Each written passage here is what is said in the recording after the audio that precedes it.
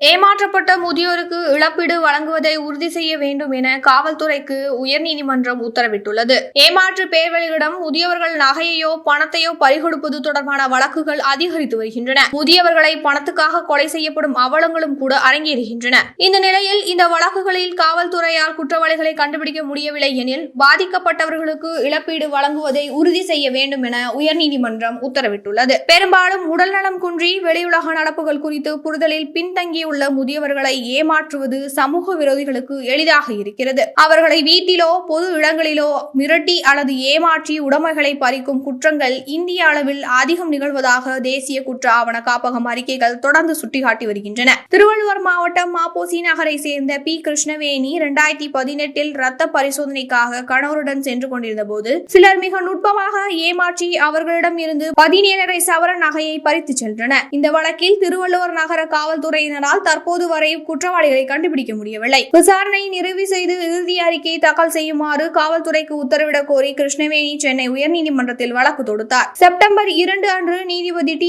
பரத சக்கரவர்த்தி இந்த வழக்கை விசாரித்த போது குற்றவாளிகளை கண்டுபிடிக்க முடியவில்லை என்பதற்கான ஆய்வறிக்கையை ஏற்கனவே தாக்கல் செய்துவிட்டதாகவும் எதிர்காலத்தில் துப்பு கிடைத்தால் விசாரணை தொடரும் என்பதில் தெரிவித்துள்ளதாகவும் காவல்துறை தரப்பில் கூறப்பட்டுள்ளது. மிக பலவீனமான நிலையில் உள்ள முதியவர்கள் இத்தகைய மோசடிகளால் மன உளைச்சலுக்கு உள்ளாவது அதிகரித்துக் கொண்டே செல்வதை நீதிமன்றம் வேடிக்கை பார்த்துக் கொண்டிருக்காது.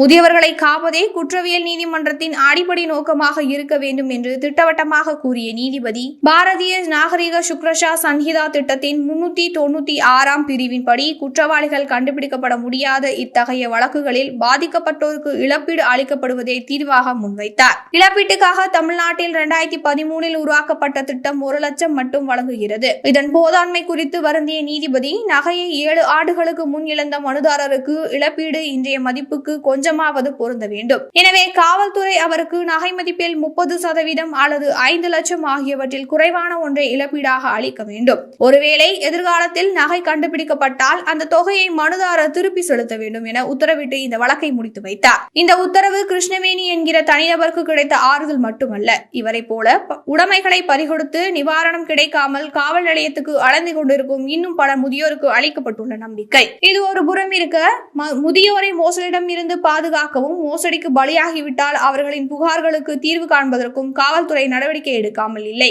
எனினும் பணியாளர் பற்றாக்குறை முதலான நிர்வாக தடைகளால் இப்படி சில வழக்குகள் முறிவின்றி நீள்கின்றன. இதுபோன்ற வழக்குகளில் காவல்துறையினர் எதிர்கொள்ளும் சவால்களை தமிழக அரசு சரி செய்ய முன்வர வேண்டும். முதியோரை குறிவைத்து ஏமாற்றுவது சமூகத்துக்கு பெரிதொரு சவாலாக உருவெடுத்திருப்பதை இந்த வழக்கு உணர்த்துகிறது. குற்றவாளிகளை கண்டுபிடிக்க முடியாமல் காவல்துறை இழப்பீடு அளிப்பது இதுவே இறுதியாக இருக்க வேண்டும். குற்றவாளிகள் கைது செய்யப்பட்டு கடும் தண்டனைக்கு உள்ளாவது இனியாவது உறுதி செய்யப்பட வேண்டும்.